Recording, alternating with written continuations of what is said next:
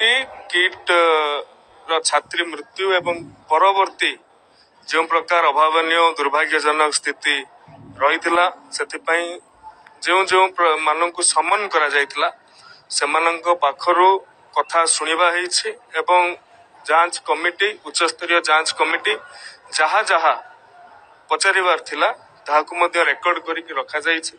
सरकार निश्चित भाव रे ए संपर्क रे जहा तार निष्कर्ष आसीबो से अनुसार कार्यानुष्ठान ग्रहण करिबो।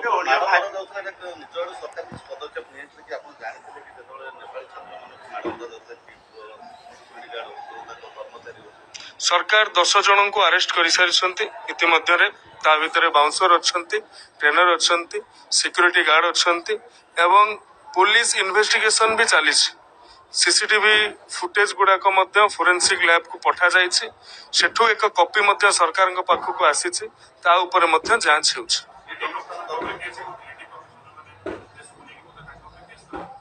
सेमानंको सस्पेंड करा जाइए। गतकाली high level team high level जांच कमिटी तांको पाखरु मध्य सुनिछंती तांको पचारिछंती तांको मध्य सम्मान करा जाइथिला।